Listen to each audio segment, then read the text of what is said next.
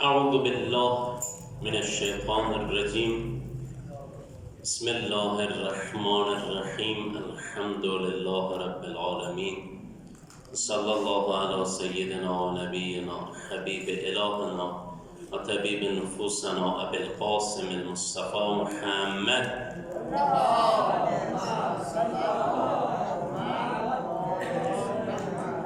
صلی الله علیه و آله و سلم. السلام علی المهدی و علی آبائه. سلامتی و دلخوشی وجود نازنین امام زمان قطب دایره امکان ولی الله العظم ارواحنا لتراب مقدمه الفدا. خدای تبارک و تعالی در فرج امام زمان تعجیل عنایت بفرماید. با ظهور آقا هممون رو اهل عافیت قرار بده. از این جمع سلام هامون رو به محضر امام زمان ابلاغ بفرماید. در این ساعات نورانی دعای امام زمان شامل حال همه ما بگرداند به برکت صلوات بر محمد و آل محمد.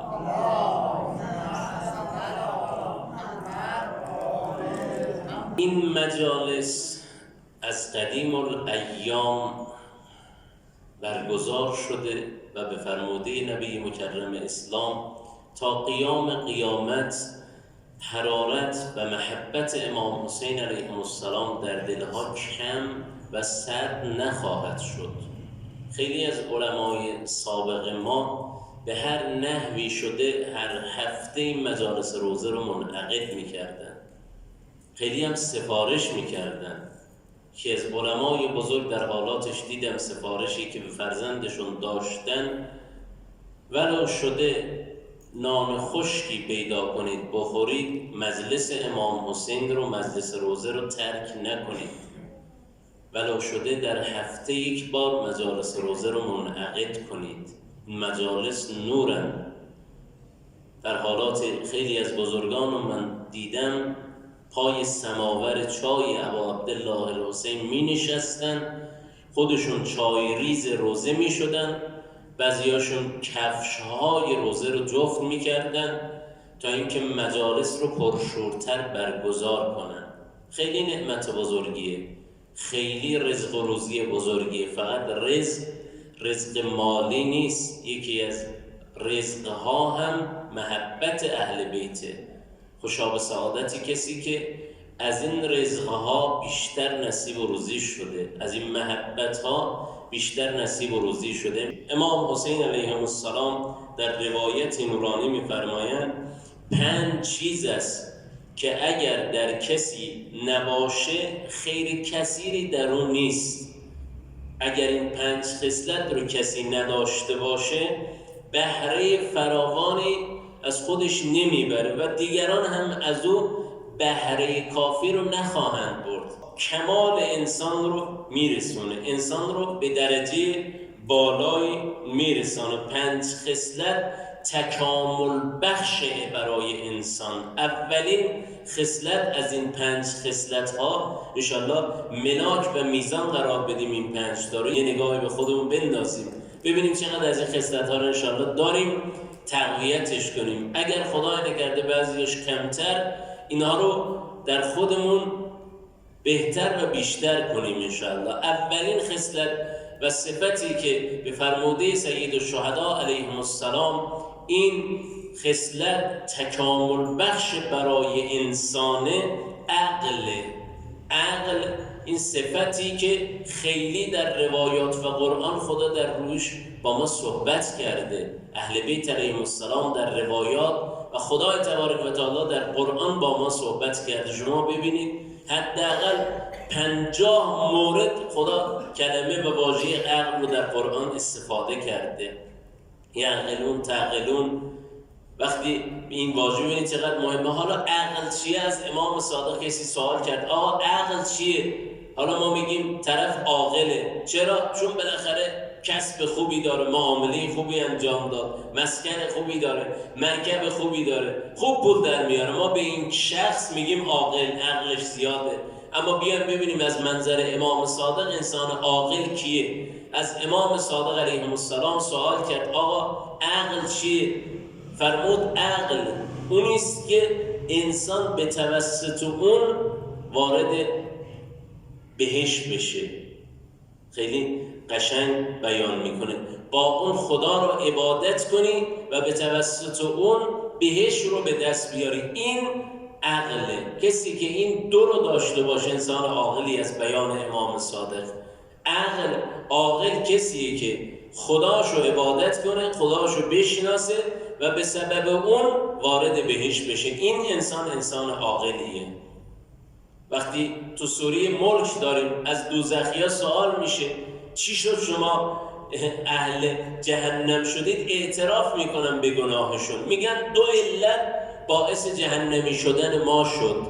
سوره ملک تبارک آیه 10 میگن لو کنا نسمع او نعقل ما کنا فی اصحاب السعیر. اگه اهل گوش دادن بودیم، این همه موعظه شد، اگه گوش میکردیم، اگر به حرف قرآن، به حرف روایات، به حرف عالم، به حرف خطیب، به حرف انسانهایی که ما رو موعظه میکردن، به حرف پدر و مادر، بزرگترامون، انسانهایی که صالح بودن ما رو موعظه میکردن، اگر گوش میدادیم و اگر از عقلی که خدا به ما داده استفاده میکردیم، الان اهل دوزخ نبودیم. دو عامل باعث شد ما دوزخی بشیم. اولین عامل گوش نکردیم. انسانی که گوش کنه، گوش به حرف حق کنه، خیلی نعمت و فضیلت بزرگی رو داراست. یک، گوش نکردیم. دو، از عقلی که خدا داده بود استفاده نکردیم.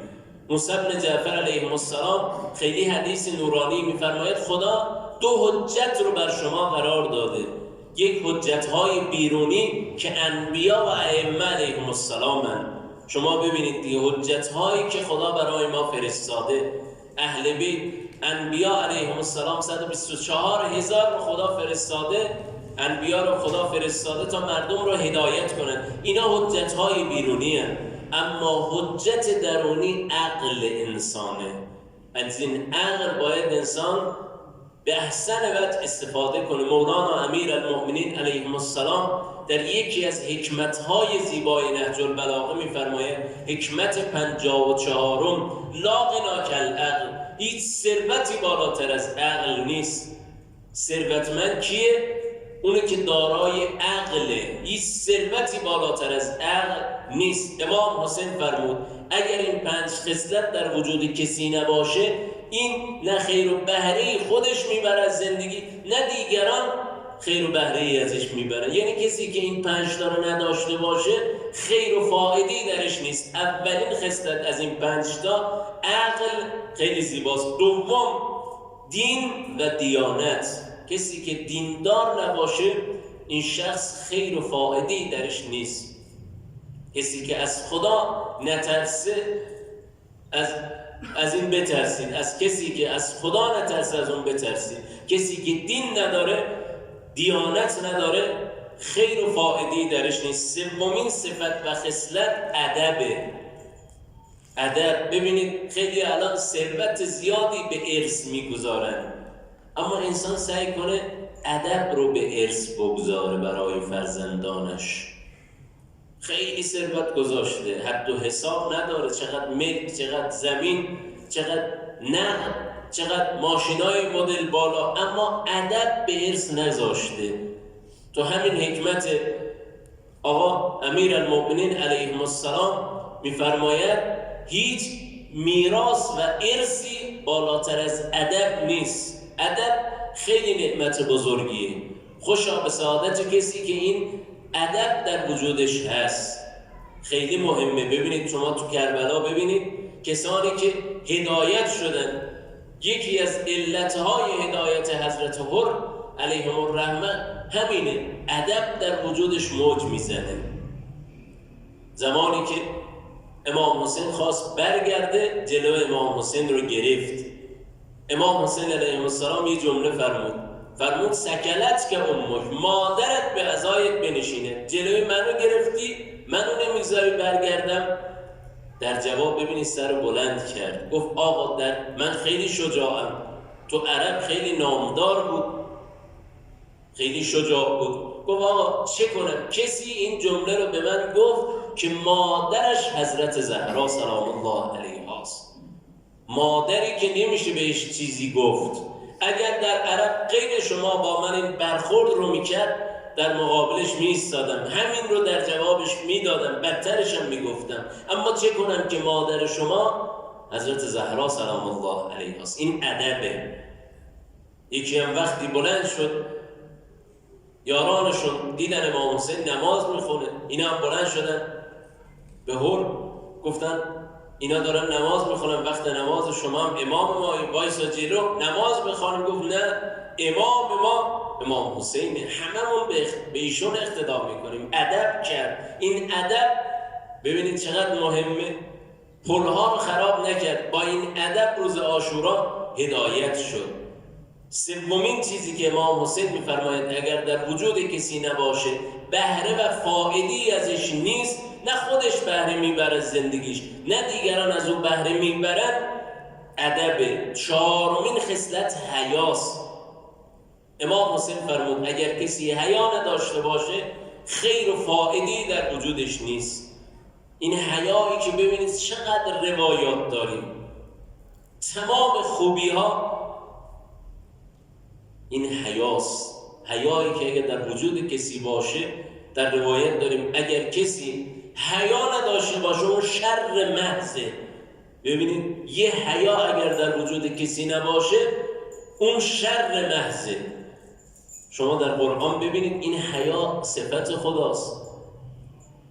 خدا این صفت رو دوست داره، پیغمبر عظیم الشأن این صفت رو داره، انبیا علیهم السلام این صفت حیا رو دارن. قرآن وقتی داستان حضرت موسی و دختران شعیب رو بیان میکنه، حضرت موسی وقتی اونجا کمک کرد به دختران شعیب حیا رو مراعات کرد. وقتی دختران اومدن پیش شعیب ازش تعریف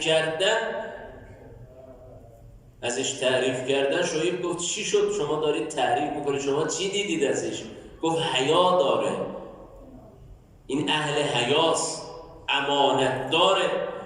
این صفت حیا خیلی صفت مهمیه. من بیش از این تصحیح نکنم، پنجمی رو بگم، روزمو بخونم، همه شما رو دعا کنم. پنجمین خصلتی که امام حسین فرمود اگر در وجود کسی نباشه خیر و فایده‌ای درش نیست، خوشخویی و نرمخویی، خوشخلقیه. اگه کسی تند باشه، مزاجش تند باشه، بددهن باشه، نرمخو نباشه،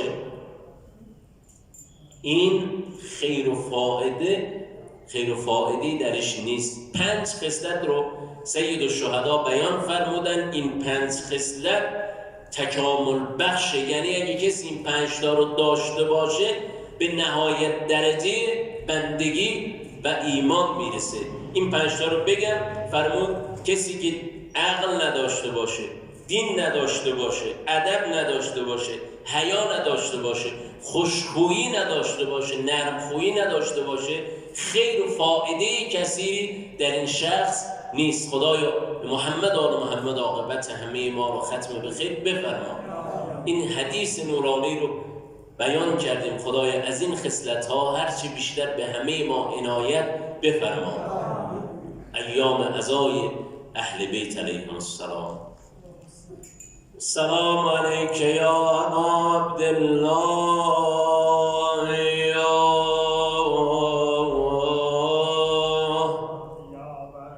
امام صادق فرمود کمترین زیارت یا ابا عبدالله، دستامون دور از کنار مسجد شریف یا ابا عبدالله. امام صادق فرمود هر جا باشید کمترین زیارت 3 مرتبه صدا بزنید صلی الله علیک یا ابا عبدالله، صلی الله علیک یا ابا عبدالله، صلی الله علیک یا ابا عبدالله. روزه باب الحوائج رو عرض کردم بخوانیم. روزه خانم رقیه سلام الله علیها، همان خانمی که هر شب بهانه میگیره درون خرابه شایام. عمه جان چی شد وضع؟ شما فرمودی بابام در سفره، مگه سفر بابا تمام نشد؟